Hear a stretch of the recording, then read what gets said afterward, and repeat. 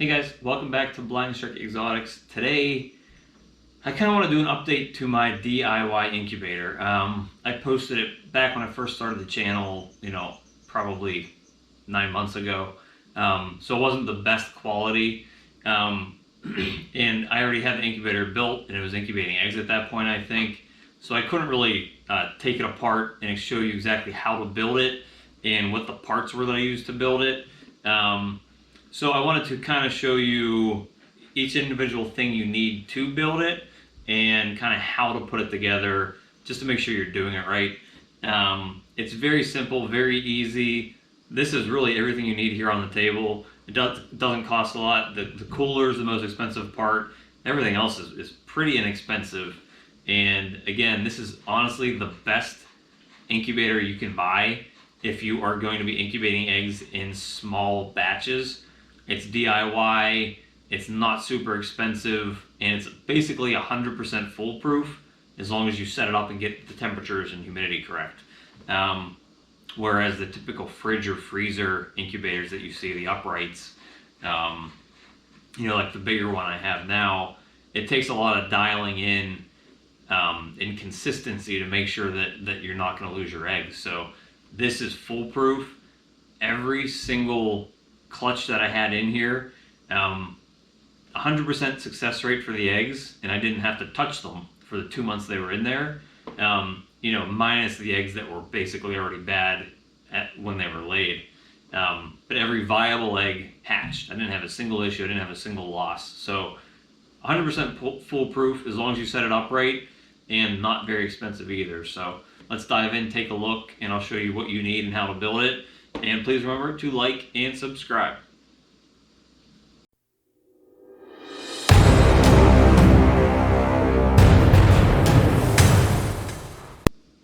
Alright, the first thing, because it's the biggest thing, I just want to get off the table for now, is your actual cooler. Now, you can get any size cooler you want. It doesn't have to be anything this big, but the bigger it is, the more egg boxes you can fit in it, and the more water you have in it. The whole basic premise with building a DIY incubator in this method is you buy a cooler, you fill up with water, and you heat that water to the necessary temperature to incubate the eggs. That does two things.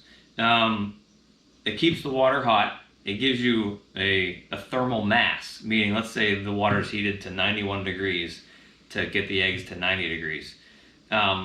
It holds that temperature. So if you open this lid and you close this lid, or if you're very anxious and you need to check to make sure the eggs are okay, the eggs aren't going to stay exactly 90 degrees while you're doing that, but the incubator itself, the second you close that lid, it's basically going to be almost at 90 degrees again already, because there's a ton of water down here that's heated to 90 degrees. I bought this big one because I went into that season knowing that I was going to have 4 or 5 clutches. And the way that I built this out, it'll fit 5 or 6 egg boxes depending on, what size shoebox, what brand shoebox you get. And I'll show you the shoebox in a minute. And this is the 120 quart Igloo Cooler. You can use any cooler, any size cooler. The size is just going to depend on how many egg boxes you fit in there. But I like this one because it wasn't expensive. I think I paid 60 or 70 bucks from Amazon. And it retains a lot of water, which means that water is going to retain the heat and keep the incubator at a solid temperature. Whereas if you're using the traditional fridge or freezer and heating that, the second you open the door on that, all of that heat's gone. And it takes a while to get it back up to that temperature. So basically, when you're set up in a fridge or freezer, you really never want to open that door unless you're taking eggs in or out. Whereas this, in all honesty, when I first had my first clutch in here, I probably checked them almost every other day. And then after the first week or two, it was once a week. But I was taking them out and I was candling them to make sure they were still viable. And I didn't have an issue with any of the eggs. Not that you should do that, but I know you get anxious when it's your first couple clutches. This keeps the temperature very well. And this specific one, the 120 quart, fits up to 6 egg boxes. So this is what I recommend, but you could get something smaller too. I wouldn't go for the extremely expensive coolers like the, I forget the brands, but like those high-end brands, because they're not going to really do anything for this. You don't need it to keep temperatures for 24 hours because you're always going to have heated water. So just the plain old Igloo Cooler works. So the next things you're going to need are water, because you need to fill up the bottom of the cooler, and the items to heat and circulate the water. So you're going to want like an aquarium heater that's adjustable, so you can change the temperature on it. This one is 100 watts, and there's, I don't know if you'll be able to see it because it's really tiny. There's an adjustable gauge, and if you can see it, as I twist it, it changes the temperature in there. I think this one was probably around 92 degrees when I had them in there. And you're going to want to have 2 of these in case one of them dies. So you get adjustable aquarium heaters, and obviously you want them completely submerged in the bottom of the tub. And this is going to heat your water to, you know, keep the incubator warm, keep the eggs incubated. And I'll go into how to set them up later when I show you how I built it. I just want to tell you what to buy. So you need 2 adjustable temperature thermostats. You don't need an expensive like snake tub thermostat that you use to regulate the heat pad, because these basically do that job for you. And then the second part of the water aspect of the incubator is getting like an aquarium power head. This thing's only job is to circulate the water, so that it keeps the water evenly heated throughout the whole cooler incubator, which also circulates the air, so you have a constant flow of air through the incubator as well. This one is a little thicker than was probably useful for me, because with a power head you have to have it completely submerged for it to work. So if you could find something a little more low profile than this, that's good. I only had one of these in there, but I bought a second one as a backup in case it stopped working.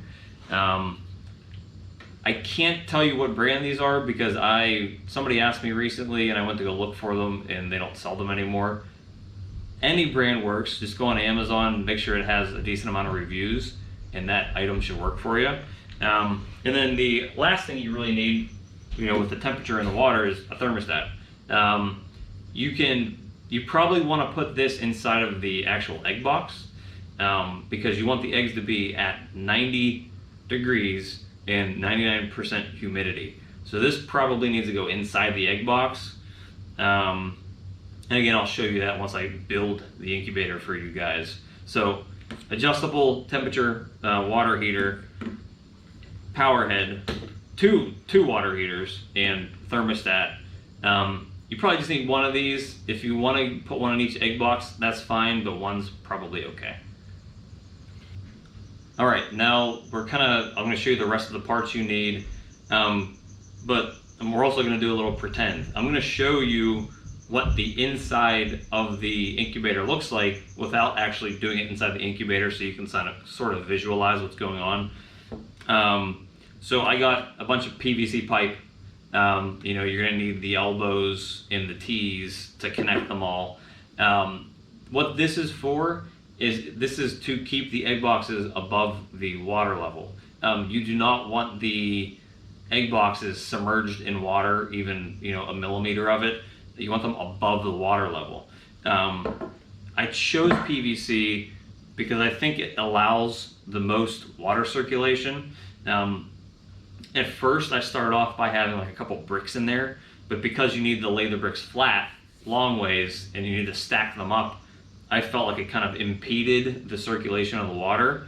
So I went and bought some PVC pipe. It doesn't matter what you buy. It really doesn't matter what you use to do this. But I just thought PVC was probably the best thing to use. So basically, you know, you put this down on the bottom of the incubator, You're going to want your power head probably to the outside of it, and that way it circulates the water like this. You want to just circulate in a circle around the incubator, and so not only does that keep the water moving, it keeps the water heated evenly, but the air above it is also moving too, which helps keep the humidity and air flowing around the egg boxes. And then what I did with the adjustable water heaters is I did one on this side, and then I put one on this side, so that again, they're both in there. It's even temperature distribution, and if this one were to go bad, you have a second one. Now, if you're using a smaller incubator, there's a good chance that you're not going to be able to fit two in there. It might be too small, but I would still have a backup just in case, because you don't want those temperatures to drop on the eggs. The next step that I did is you need a platform to put the egg boxes on, which is this, it's a light diffusing panel, like something you'd see over like a fluorescent light bulb. Some people call it egg crate, and I cut this out so I could fit the cords through there. You rest that right on top of the pipes or bricks or whatever you put in there. And this just keeps the eggs above the water. So you want to be able to fill the water up to basically almost the top of the PVC pipe, and then you want this resting above the water level. And then you have your egg box, and you put the egg boxes right on there. So I cut these PVC pipes to fit perfectly in the 120 quart cooler. It fits in there really nice in the bottom, and then basically you can fit 3 of these. I think these are 8 quart. They're like the shoebox size. They're shoebox tubs. I think they're called 8 quarts. These are iris, but I also, when I first built this incubator, bought like really cheap ones off Amazon. It doesn't matter what you use. For this, it doesn't matter what you use, other than their profile. Some of them are a little wider than others. The ones I bought off Amazon like flared out more at the top, so they fit a little more snug. These are a little more kind of straight up and down. And these, you may even be able to fit 4 in there, very snug, but I would bet on there being 5 or 6, because the issue I ran into with that cooler is once I put the 3 in the bottom, I couldn't put the egg boxes on top long ways because I couldn't close the lid on the cooler. So I had to put the second row across like this. So what you want to do with, after you put this down, is you need to get your egg boxes in here. Now, with a typical fridge freezer type incubator, you don't want air holes in here in the box because there's no humidity in the incubator itself. It's all dry air.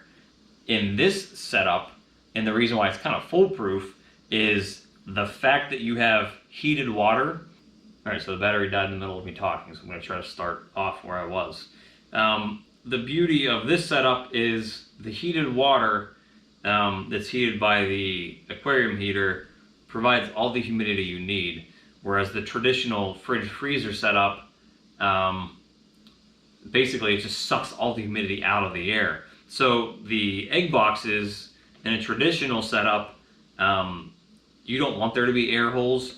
Usually you put press and seal on the top of this. The substrate in here needs to be mixed with a certain amount of water to keep the humidity in here for 58 days. And then you want almost like the egg box completely sealed. In this setup, you could put the eggs on completely dry substrate, and the humidity is going to be at 99% in the incubator because of the hot water that's circulating at all times. What I chose to do in these is, so what you want to do with the egg box is you want to put a couple air holes in it. Maybe one here on the front, and then one on the opposite side, caddy corner in the back, and then maybe kind of the same thing on the sides. That way you're getting that hot, humid air flowing through at all times.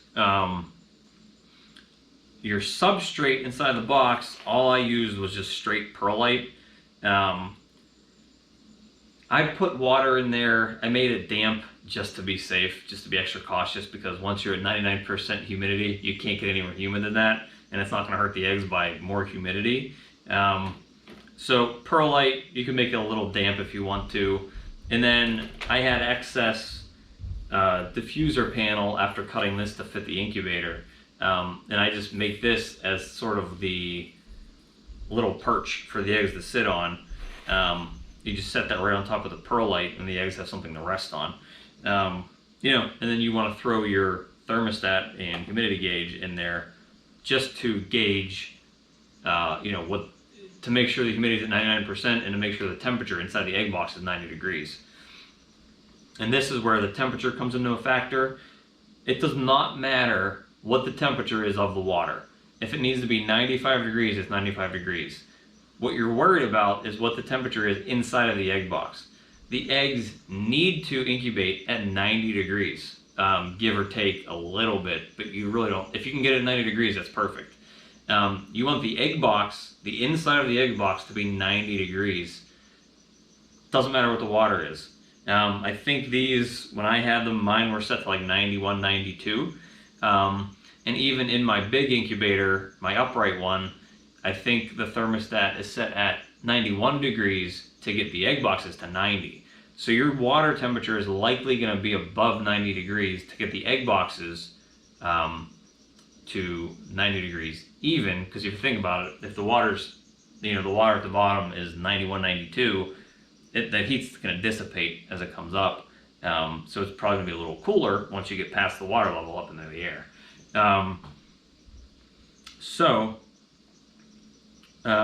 You know, set up your egg box. I would probably make the substrate a little damp.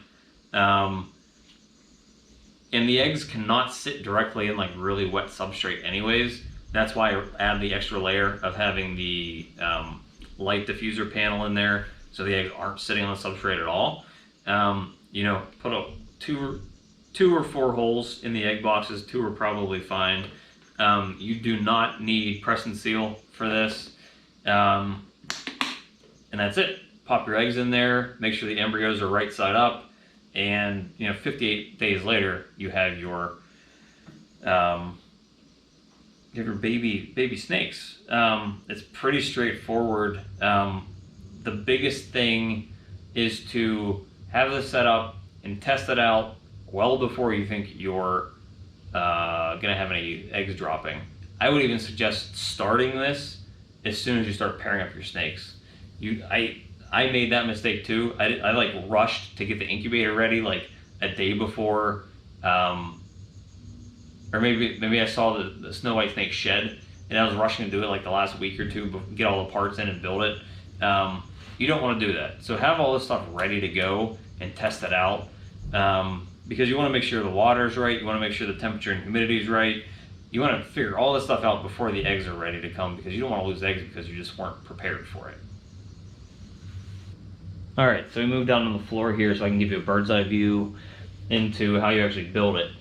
So again, this is the 120 quart cooler. The first thing you're going to want to do is kind of put it in the frame, which in this case is the PVC pipe. Think with this one. All right, you jam that in there. The power head. You're going to want your cords all coming out the same side too.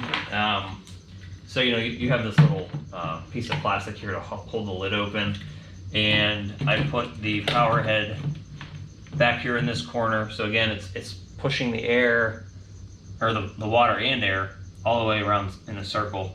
And then the water heaters, I put one here, and I'd get the other one, but it's actually in an aquarium, so I can't use it. And I put the other one just diagonally in this corner, and again, you're gonna have to you know, adjust these so that the water temperature is a little higher than what the temperature needs to be in the egg boxes. And then the next thing you put in is the egg crate slash light diffuser panel, whatever you want to call it. And I think maybe I ran the cords. I don't know if it actually matters. No. Actually, I don't know why. You know what? I think I actually accidentally broke that. That's why that hole's there. I actually cut a little notch here in the corner to put the cords out on the side. So you fill the water up to right below the egg diffuser panel, maybe the light diffusion panel right above, maybe to the top of the PVC, and then your egg boxes fit like so. And I'm a liar. These aren't the egg boxes I used in here, but that's the other reason to sort of kind of build this ahead of time, because the other egg boxes I had actually fit in here straight down. These ones don't, because of the lips on the lids here. So, you know, if you get this one, I don't know if you can see that there's like a little lip here on the edge of the lid. You may have to trim that off, cut that off so that these fit, because it will fit without the lid. So basically on these lids, on the boxes I have, there's like this little lip here. You're probably gonna have to cut that off to fit these in here. But let's just pretend this does fit. This will fit probably, these will actually probably fit 8 across here. The other boxes I had only fit 6. And then you can probably stack them up one more level, and you should be able to close the lid. But basically, I mean, that's it. I did drill holes in here thinking that I needed more oxygen in here, but you probably don't need these holes, because I'd probably open up the incubator once every couple days or once a week just to check. That really provides enough oxygen for these eggs to where you don't need air holes in the actual incubator itself. But I mean, it's really that simple. You fill up the water to here, to the PVC pipe. You dial in the temperature of the water with the water heaters. You want the temperatures in the egg box to be 90 degrees exactly, and you want the humidity to be 99%. And the humidity is usually the hard part of egg incubation, because if this, you know, if you're putting your eggs in a traditional freezer setup, there's no body of water, hot body of water that's providing constant 100% humidity. It's in dry air. The heating elements, the heat tape is just sucking all the moisture out of the air. So you have to rely on the substrate in the egg box to keep the humidity at 99%. In this setup, you always have 99% humidity because you always have hot water, and that hot water does everything you need it to do. It heats and keeps everything hot, but it also provides the humidity. So you have one source that provides all of that for you, instead of having to worry about you know, the heat tape doing one thing and the substrate providing the humidity. The hot water does everything. So all you have to worry about in here is that you know, the humidity's right. You know, put a couple air holes in here so the hot air can circulate through the egg boxes. And I usually make the substrate a little damp. I put something for the eggs to sit on so it's not sitting directly on the wet substrate. And as long as this reads 90 degrees Fahrenheit and 99% humidity, you'll have eggs in 58 or so days. It's really that simple. None of this stuff is very expensive. You know, you can buy the power heads and the heaters for maybe 20, 30 bucks on Amazon. These shoe boxes you can buy at Home Depot when you go to buy the light diffusion panel and the PVC. The incubator is maybe 60 bucks. You know, you need a couple thermostats that, you know, are gonna run you 15, 20 bucks. And the perlite can actually be bought at Home Depot too. And one thing with the perlite is you do want to rinse it out beforehand. It is super dusty, and you don't really want any of that dust to get on the eggs. So rinse that out beforehand, and that's it. I mean, you guys, you know, this is the most foolproof way to incubate eggs. It requires the least amount of attention. You never have to worry about humidity dropping. You never have to worry about eggs desiccating because there's not enough humidity in the air. And this is the way to make you guys a little more confident in the way that you can incubate your eggs. I'm assuming this will work for any reptile. I'm not aware of the humidity requirements for any other eggs other than ball pythons. I don't know if any of them require anything that high, 99% humidity. But if they do require 99% humidity and they just need a lower temperature to incubate in, that's an easy fix. All you do is dial the water heater to a lower temperature. So as long as the eggs require 99% humidity, this is probably the perfect setup for any egg. And I'm assuming maybe if you did drill holes in this to let more outside air in, it would probably lower the humidity.